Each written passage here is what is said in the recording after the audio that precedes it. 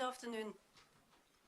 Good afternoon and welcome to this press conference of the International Observer Mission to the parliamentary elections in Moldova. Welcome to all of those of you who have come in person, as well as those who are joining us online. You're all very welcome. Up here on the podium, we have representatives of the OSCE Parliamentary Assembly, the Parliamentary Assembly of the Council of Europe, the European Parliament, and the OSCE Office for Democratic Institutions and Human Rights. We'll begin with some brief statements from the podium, and there will then be plenty of time for your questions. I first give the floor to Paula Cardoso, who is Special Coordinator and Leader of the OSCE Short-Term Observer Mission. Thank you, Katia. Dear ladies and gentlemen, dear representatives of the media, welcome and thank you all for attending our press conference. My name is Paula Cardoso. I am a member of Parliament of Portugal and serve as the head of delegation of Portugal to the OSCE Parliamentary Assembly, as well as rapporteur of the Assembly's General Committee on Economic Affairs, Science, Technology and Environment. I am addressing you today in my capacity as Special Coordinator and leader of the OSCE Short-Term Observer Mission to the 2025 parliamentary elections in Moldova. I would like to warmly thank you, my colleagues present here, Gillian Sturck, leading the OSCE ODIHR mission, Chris Said, heading the delegation from the Parliamentary Assembly of the Council of Europe, Michael Geller, head of the European Parliament delegation, and last but not least, dear colleague Linia Wickman, heading delegation of the OSCE Parliamentary Assembly for a constructive and fruitful cooperation during this mission. Our International Election Observer Mission was truly a joint effort and comprehensive undertaking. The high number of international observers present on occasion of these elections testifies to the strong support of the international community to Moldova and its people. Indeed, our joint mission was composed by 391 observers from 50 countries, deployed throughout the country on election day, including 245 ODIHR observers and experts, 108 parliamentary observers from the OSCPA, 24 from PACE, and 14 from the European Parliament. I would like to thank everyone who was present on the ground observing these important elections, both yesterday, but also those who have been conducting a long-term and qualitative monitoring since the start of the election process. Our joint report on the elections is based on our observers' election day assessments combined together, as well as on the long-term and qualitative monitoring performed by the ODIHR. We will now present to you the main conclusions and findings of our joint International Election Observers Mission. Our complete statement will be available to you all shortly. The 28th September 2025 parliamentary elections in Moldova were competitive and offered voters a clear choice among political alternatives, but the process was marred by serious cases of foreign interference, illicit financing, cyber attacks, and widespread disinformation. The legal framework was strengthened to protect against election corruption and provides a sound basis for conducting democratic elections, although legislative changes shortly before the elections impact legal certainty. The election administration managed preparations professionally and efficiently. However, some decisions along partisan lines by the Central Election Commission on contentious issues brought into question its impartiality. Decisions in the 2 days before elections on the ineligibility of two parties based on allegations of illicit funding limited their right to effective remedy. In a highly polarized environment, contestants campaigned freely throughout the country.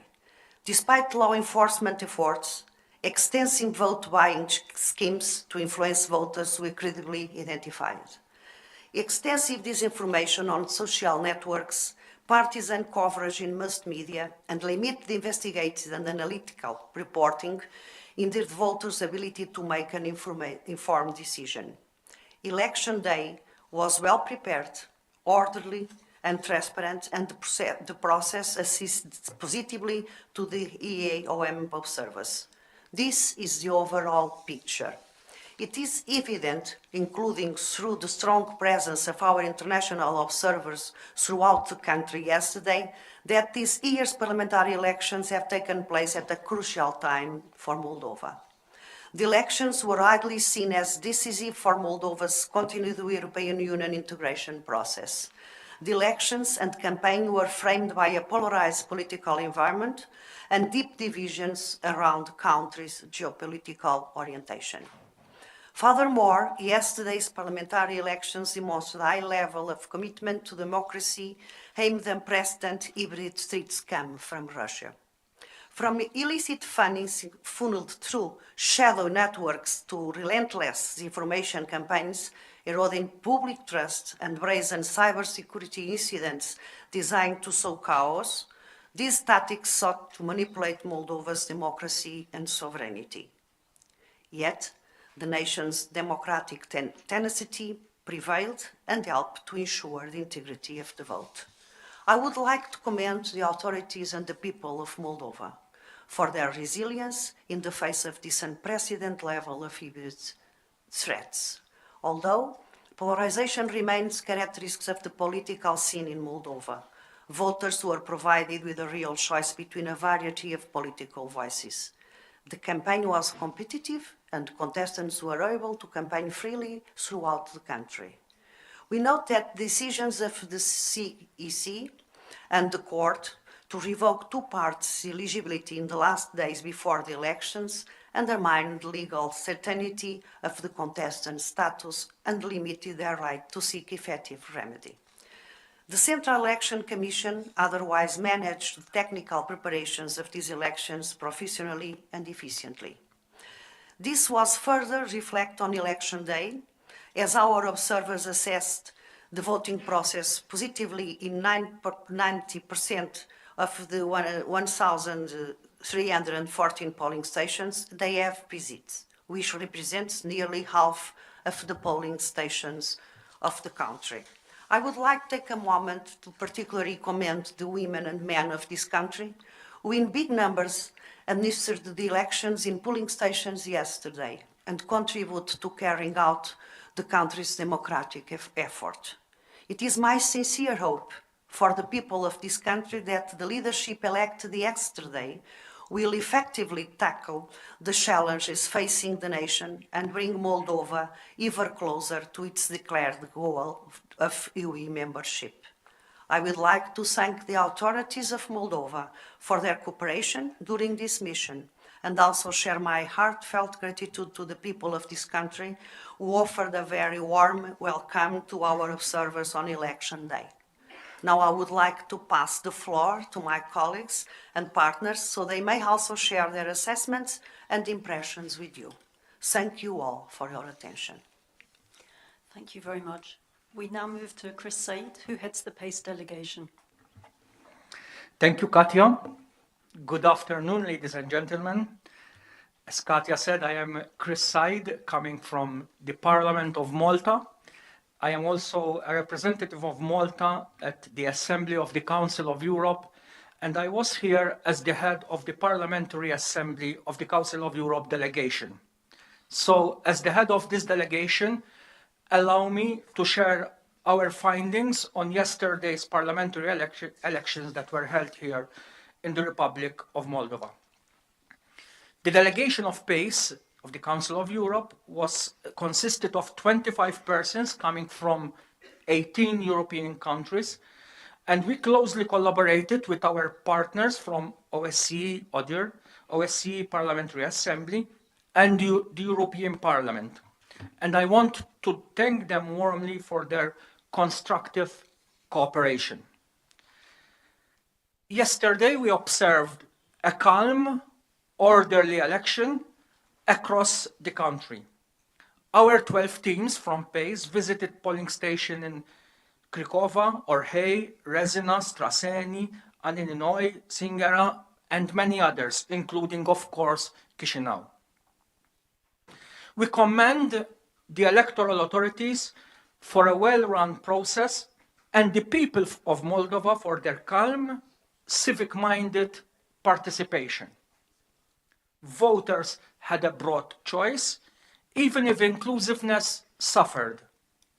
Last minute, the registration of candidates and persistent obstacles for voters from the left bank of the Dniester River may have discouraged some voters from coming to the polls. We urge all institutions to safeguard pluralism and equal participation so that every citizen's voice is heard in future elections.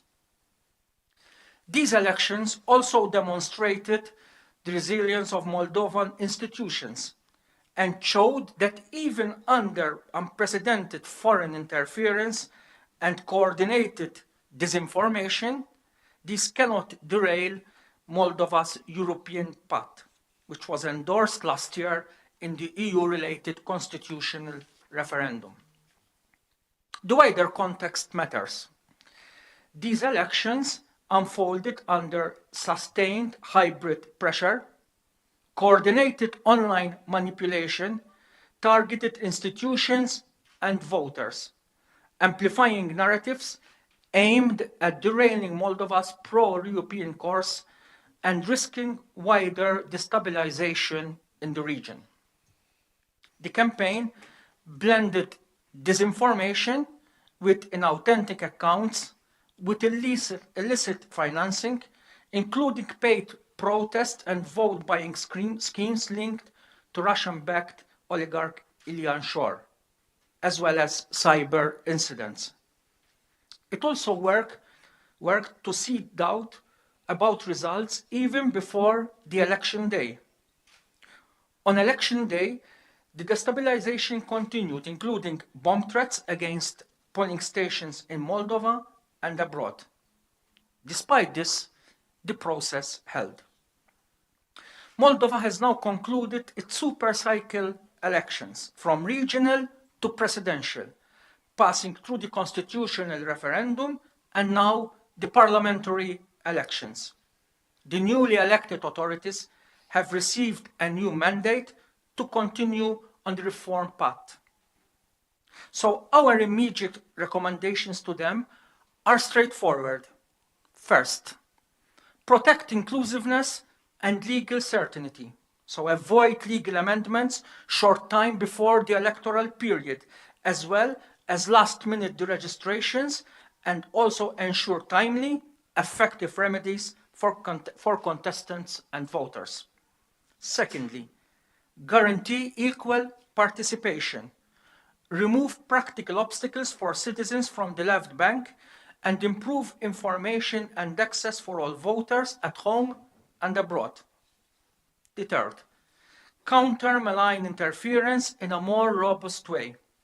Expose disinformation and illicit financing, strengthen cyber resilience, and do so without chilling legitimate debate. Fourth and last, maintain transparency through the finish. Let results be finalized and any complaints adjudicated according to the law with full public accountability. The people of Moldova showed composure in a difficult environment. That civic maturity, matched by institutional restraint and fairness, is the best answer to those who seek to undermine democratic choice. Thank you very much. Thank you very much indeed. We now move to Linnea Wickman, who heads the OSCE PA delegation. Thank you very much, and good afternoon, everyone. My name is Linnea Wickman. I am a member of the Swedish Parliament. And this past week, I had the pleasure of leading a delegation of 108 observers from the OSCE Parliamentary Assembly, which included 79 members of parliament from 34 OSCE countries. We observed voting throughout Moldova. In addition to Chisinau and its region, we were also in and around Balti, Cahul, Comrat, Orhai, Edinet, Soroca, and Resina, among other places. And personally, I had the opportunity to observe the process in the capital, in Gagauzia, near the Ukrainian border and places in between. I want to warmly thank all those that I met yesterday. Your dedication and hard work was key to delivering a smooth and successful election day. On behalf of the OSCE Parliamentary Assembly, I fully endorse the statement of the preliminary findings and conclusions that we are presenting here today. I also want to thank our colleagues from the European Parliament, from the Council of Europe and the OSCE ODIHR. Our teamwork, it really shows how vital international cooperation is for fair and transparent elections. And as my colleagues have already stressed, and as the strong presence of international media here today also shows, the world is watching and it deeply cares about Moldova. In recent years, this country has faced sustained disinformation campaigns, cyber attacks of an unprecedented scale, and other hybrid warfare tactics coming from Russia. And these efforts specifically targeted Moldova's institution to undermine the people's confidence in their future.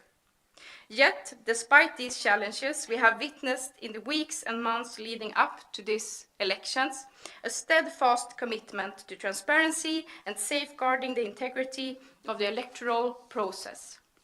And this commitment was not only due to proactive measures by the authorities, but also thanks to citizens exercising their right to vote. As a young woman engaged in politics, I was particularly heartened to see so many women and young people playing key roles in managing the elections. Women will also make a substantial part of the new parliament here in Moldova and will continue to drive progress in this country. Their strong participation at all levels of political life is a clear sign of inclusive democracy, and it reflects Moldova's core values. However, vigilance remains necessary. Democratic principles must be protected by a strong civil society, independent media, and public education that counters the spread of fake news.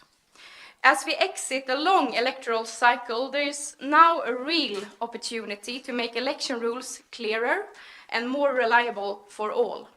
Our Parliamentary Assembly stands ready to work with the Moldovan authorities, particularly with the Parliament, to follow up on the observations that we have made. And in closing, I would like to emphasize once again that the large presence of international observers this week clearly demonstrates the global community's strong and ongoing commitment to supporting Moldova on its democratic journey. Thank you. Thank you very much. We now move to Michael Gahler, who heads the EP delegation. Please go ahead. Doamnelor și domnilor, bună ziua. Ladies and gentlemen, good afternoon. My name is Michael Gahler. I'm the head of the delegation of the European Parliament. I'm honored to address you again on behalf of the European Parliament Election Observation Delegation, as was the case last year. The delegation is composed of 7 members from 5 countries and 5 political groups. I would also like to thank the Moldovan authorities for inviting us, elected representatives of the European Union, to observe these crucial elections. Our presence is once again a strong sign of commitment from our institution. Our delegation is part of the OSCE ODIHR International Election Observation Mission.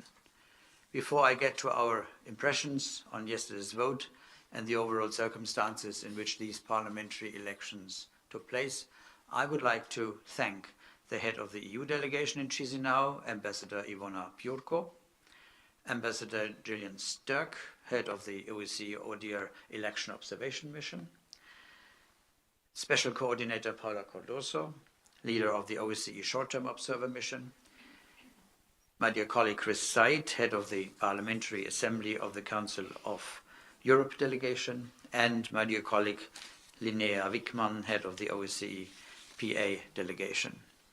The European Parliament delegation fully subscribes to the statement of preliminary findings and conclusions of the International Election Observation Mission. Unfortunately, the full-scale Russian war of aggression against Ukraine is still ongoing and sets the scene for the entire region and increasingly beyond. Yesterday, we observed an electoral process conducted smoothly and without notable irregularities. This can be attributed to the high level of competence demonstrated by the electoral staff, the large majority of whom were women, who performed their duties professionally. On Sunday, our delegation observed the vote in many locations, apart from Chisinau, in Aneninoi, in Komrat, Varnitsa, Dancheny, and many others. The counting process was professionally handled, but was hampered by one late Court of Appeals decision to exclude one party. This led to a lack of guidance on how to properly handle the situation. And while cherishing the independence of the judiciary, it might perhaps be advisable that authorities that take decisions that are to be scrutinized by a court consider a certain timeline for timely implementation of such verdicts. Coming to the substance, let me make one point very clear. We all fully respect the freedom of choice of the people of Moldova to determine their own future, but the Russian Federation does not. In the run-up to this election, they have interfered at an unprecedented scale with cyber attacks, disinformation campaigns, intimidation and illicit financing and vote-buying schemes, all this with a clear objective to substantially alter the results of the elections. Yet again, they failed. Once again, the people of Moldova confirmed their European choice, just as they did a year ago in presidential elections and in the referendum, just as they did in parliamentary elections back in 2021.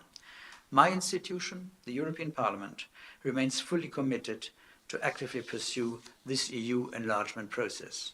After all, enlargement is also increasingly a geostrategic answer to the threats that Russia poses to all of us. Last but not least, I wish to commend the determined and measured pushback by the Moldovan authorities against the malign and unprecedented election interference by Russia and its local proxies. So much has been thrown at you, and yet you stand. Thank you very much for your attention. Mulțumesc. Thank you very much. And last but not least, we move to Gillian Sturg, who heads ODIHR's election observation mission. Thank you, Katja. Good afternoon, and my thanks, first of all, to the Moldovan authorities for the invitation to observe these elections and for their very warm welcome and openness throughout our cooperation. I would also like to thank the Special Coordinator for the International Election Observation Mission, Ms. Paula Cardoso, for her leadership, as well as the heads of the 3 parliamentary delegations, the OSCE, the Parliamentary Assembly of the Council of Europe, and the European Parliament. If I may, I would like to start with a little history. 25 years ago, the OSCE participating states signed the Copenhagen document, which notes the commitment expressed by all participating states to the ideals of democracy and political pluralism, as well as their common determination to build democratic societies based on free elections and the rule of law. We see clearly today those principles in practice and that they are as relevant now as they were then. ODIHR has observed more than 450 elections across the OSCE region. Its election observation methodology measures elections against these Copenhagen commitments, as well as other international standards for democratic elections and national laws. In the course of the 6 weeks we have been in the country, our team of experts has heard many different views from representatives of political parties, candidates, institutions, including the election administration and the courts, and also civil society and media representatives. We've analyzed the legal framework, the election administration, voter and candidate registration, campaign and campaign finance, media, including social media, and election dispute resolution. One of the key elements of ODIHR's election observation is our long-term presence. In Moldova, 30 long-term observers have been deployed across the country, complementing the work of our core team of experts based here in Chisinau.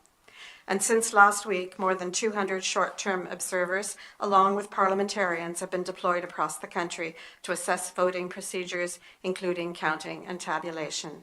Altogether, we totaled more than 400 observers on election day. So let me just take a few moments now to tell you about some of our findings. The elections took place in a polarized political environment, but nevertheless were competitive and offered voters a clear choice. The Central Election Commission managed the elections professionally and efficiently, and the legal framework provides a sound basis for conducting democratic elections in line with international standards. The 2022 Electoral Code and later changes to it included key improvements such as clearer definitions of electoral corruption, tougher penalties, and better regulation of campaign finance. However, some legislative changes, including shortly before these elections, impacted legal certainty and the stability of electoral legislation. There are also some ODIHR recommendations that remain outstanding. These include clearer and more comprehensive provisions on the misuse of administrative resources, removing limitations to voting rights for people with intellectual or psychosocial disabilities, the extension of campaign finance regulation to third parties and online activities, and ensuring dispute resolution related to candidate registration is concluded before the start of the campaign. Further work in this area will contribute to strengthening the resilience of institutions and greater transparency. The election authorities were transparent in their work, with sessions open to observers and the media and streamed online. However, as a politically appointed body, its impartiality and independence were occasionally undermined by decisions made along partisan lines on some controversial issues. The decisions taken by the Central Election Commission and the courts to limit the activities of 2 contestants based on evidence of corruption in the final days of the campaign generated accusations of political bias and did not provide sufficient time for a legal remedy. Although the elections were competitive and offered voters a clear choice, regrettably, the campaign was marred by hybrid threats, including illegal financing, disinformation, and cybersecurity attacks. Our observation mission included dedicated resources to monitor social media and to assess the response of the authorities, which included a whole-of-society approach to building resilience.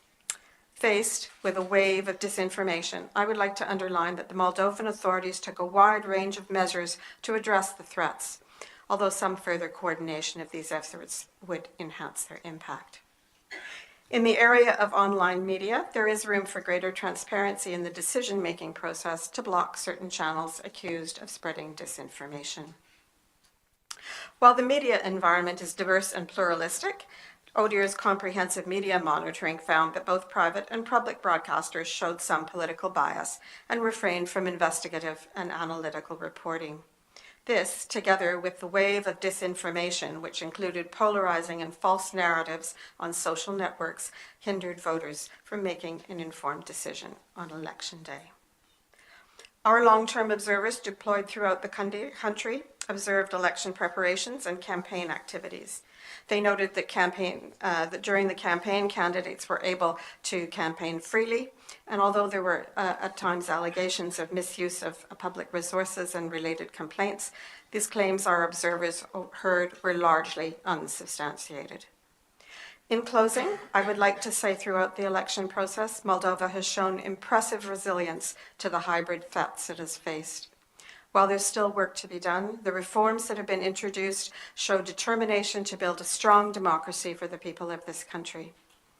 ODIHR's final report on the elections will offer recommendations, and ODIHR stands ready to offer its support to the government in its commitment to democratic reform. I'd just like to conclude by thanking the whole team working here with me in Chisinau, our observers deployed across the country, and my particular gratitude goes to our local staff, without whom our observation would not have been possible. Thank you, and I look forward to your questions. Thank you very much, and thanks to everybody for your attention. There's time now for your questions. I'd just like to emphasize that although you're all very welcome here today, this is a press conference and we will only be taking questions from journalists. I'd therefore be grateful if you could begin by introducing yourself and your media outlet before putting your question. We do have translation here, so you're welcome to put your questions in English or Romanian. Are there any questions from the floor here?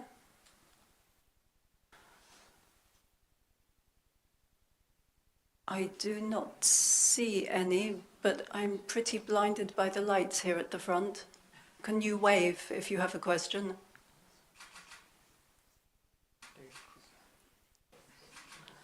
Really, no questions? Okay, then we look online.